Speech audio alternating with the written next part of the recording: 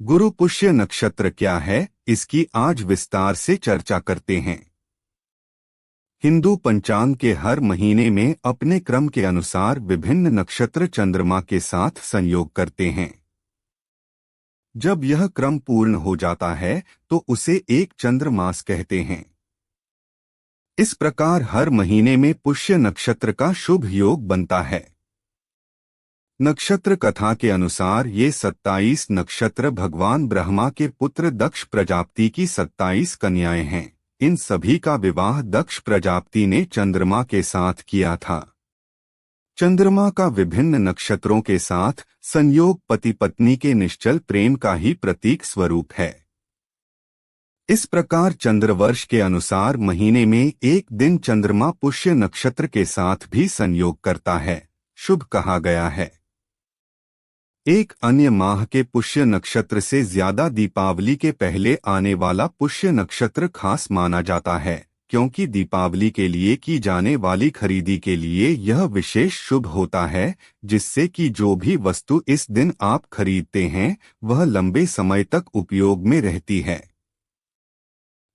इस क्षेत्र में मान्यता अनुसार इस दौरान की गई खरीदारी अक्षय रहेगी। अक्षय अर्थात जिसका कभी क्षय नहीं होता है। 3 इस नक्षत्र में सोना, चांदी, वाहन, ज्वेलरी, मकान, फ्लैट, दुकान, कपड़े, बर्तन, श्रृंगार की वस्तुएं, स्टेशनरी, मशीनरी, इलेक्ट्रॉनिक वस्तुएं और बही खाते खरीदना शुभ होता है। 4 इन नक्षत्र में शिल्पकला और चित्रकला की पढ़ाई प्रारंभ करना, मंदिर निर्माण और घर निर्माण प्रारंभ करना, उपनयन संस्कार के बाद विद्याभ्यास करना, दुकान खोलना, नया व्यापार करना, निवेश आदि करना शुभ है। 5 बुधवार और शुक्रवार के दिन पड़ने वाले पुष्य नक्षत्र उत्पातकारी भी माने गए हैं। इस दिन कोई भी शुभ या मंगल कार्य ना करें और ना ही कोई वस्तु खरीदे। 6 विद्वानों का मानना है कि इस दिन विवाह नहीं करना चाहिए, क्योंकि पुष्य नक्षत्र को ब्रह्मा जी का श्राप मिला हुआ है, इसलिए यह नक्षत्र विवाह हेतु वर्जित माना गया है।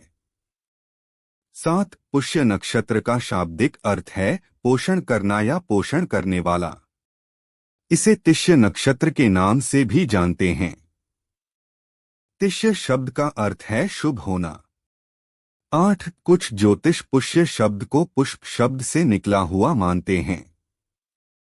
पुष्प शब्द अपने आप में सौंदर्य, शुभता तथा प्रसन्नता से जुड़ा है। 9 वैदिक ज्योतिष के अनुसार गाय के थन को पुष्य नक्षत्र का प्रतीक चिन्ह माना जाता है। ऋग्वेद में पुष्य नक्षत्र को मंगलकर्ता भी कहा गया है। इसके अलावा यह समृद्धिदायक, शुभ फल प्रदान करने वाला नक्षत्र माना गया है। 10 इसे ज्योतिष्य और अमरेज्य भी कहते हैं। अमरेज्य शब्द का अर्थ है देवताओं का पूज्य। 11 बृहस्पति को पुष्य नक्षत्र के देवता के रूप में माना गया है। दूसरी ओर शनि ग्रह पुष्य नक्षत्र के अधिपति ग्रह माने गए हैं। इसीलिए शनि का प्रभाव शनि ग्रह के कुछ विशेष गुण इस नक्षत्र को प्रदान करते हैं। पुष्य नक्षत्र के सभी 4 चरण कर्क राशि में स्थित होते हैं, जिसके कारण यह नक्षत्र कर्क राशि तथा इसके स्वामी ग्रह चंद्रमा के प्रभाव में भी आता है। चूंकि बृहस्पति शुभता, बुद्धिमत्ता और ज्ञान का प्रतीक हैं, शनि स्थायित्व का, इसलिए इन दोनों का योग मिलकर पुष्य नक्षत्र को शुभ और चिरस्थायी बना देता है। इसके साथ ही चंद्रमा को वैदिक ज्योतिष में मातृत्व तथा पोषण से जुड़ा हुआ ग्रह माना जाता है।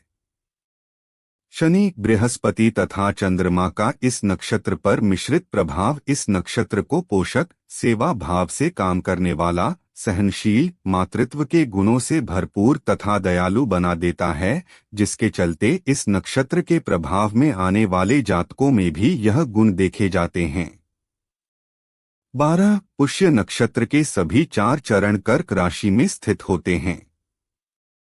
पुष्य नक्षत्र के 4 चरणों से प्रथम का स्वामी सूर्य, दूसरे का स्वामी बुध, तीसरे का स्वामी शुक्र और चौथे का स्वामी मंगल है। 13 वैदिक ज्योतिष के अनुसार पुष्य नक्षत्र को सभी नक्षत्रों का राजा कहा गया है। पुष्य को एक पुरुष नक्षत्र माना जाता है, जिसका कारण बहुत से वैदिक ज्योतिषी इस नक्षत्र पर बृहस्पति का प्रबल प्रभाव मानते हैं। पुष्य नक्षत्र को क्षत्रिय वर्ण प्रदान किया गया है और इस नक्षत्र को पंच तत्वों में से जल तत्व के साथ जोड़ा जाता है। 14 मुहूर्त चिंतामणि नक्षत्र प्रकरण ग्रंथ के श्लोक 10 के अनुसार पुष्य, पुनर्वसु और रोहिणी इन 3 नक्षत्रों में सधवा स्त्री नए स्वर्ण आभूषण और नए वस्त्र धारण नहीं करें, ऐसा लिखा है। मतलब यह कि इस दिन संभवत स्वर्ण तो खरीदा जा सकता है, लेकिन पहना नहीं जा सकता। 15 इस दिन पूजा या उपवास करने से जीवन के हर एक क्षेत्र में सफलता की प्राप्ति होती है। सर्वप्रथम अपने घरों में सूर्योदय एवं सूर्यास्त के समय मां लक्ष्मी के सामने घी से दीपक जलाएं। किसी नए मंत्र की जाप की शुरुआत करें। 16 इस दिन दाल, खिचड़ी, चावल, बेसन, कड़ी, बूंदी की लड्डू आदि का सेवन करने और यथाशक्ति दान करने की परंपरा है। 17 इस दिन से नए कार्यों की शुरुआत करें, जैसे ज्ञान या विद्या आरंभ करना, कुछ नया सीखना, दुकान खोलना, लेखक हैं तो कुछ नया लिखना आदि। 18 पुष्य नक्षत्र में दिव्य औषधियों को लाकर उनकी सिद्धि की जाती है। जैसे इस दिन हत्था जोड़ी लाकर उसकी विशेष पूजा की जाती और उसे चांदी की डिबिया में सिंदूर लगाकर तिजोरी में रखा जाता है, जिससे लक्ष्मी का स्थायी निवास होता है। यह प्रयोग शंख पुष्पी की जड़ के साथ भी किया जा सकता है। दोनों ही प्रयोग किसी ज्योतिष से पूछकर ही करें। 19 इस दिन कुंडली में विद्यमान दूषित सूर्य के दुष्प्रभाव को घटाया जा सकता है। इसके लिए सूर्य को अर्घ्य दें और सूर्य से संबंधित वस्तुओं का दान करें। 20 पुष्य नक्षत्र के नाम पर एक माह पौष है। 24 घंटे के अंतर्गत आने वाले 3 मुहूर्तों में से एक 20वां मुहूर्त पुष्य भी है।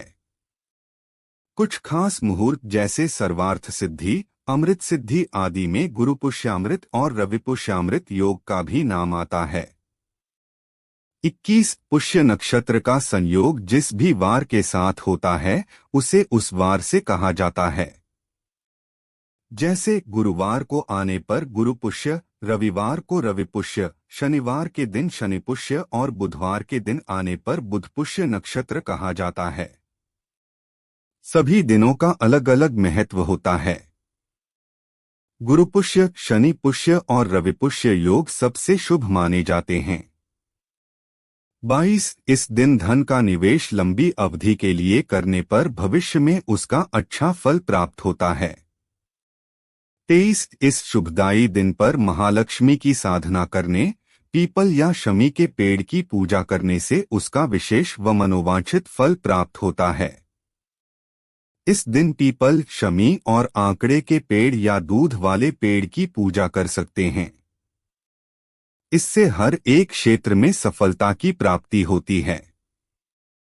24 इस दिन रोटी पर घी चुपड़कर उसके साथ गुड़ मिलाकर गाय को खिलाने से धन लाभ प्राप्त होता है।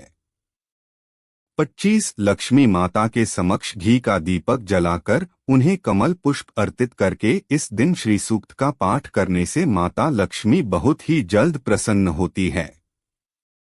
इस शुभदायी दिन पर माता लक्ष्मी की पूजा और साधना करने से उसका विशेष फल प्राप्त होता है। सर्वप्रथम अपने घर में सूर्योदय एवं सूर्यास्त के समय मां लक्ष्मी के सामने घी से दीपक जलाएं। किसी नए मंत्र की जाप की शुरुआत करें। फिर पूजा आदि करने के बाद श्री सूक्त का पाठ करें और बाद में फिर पूजा करें।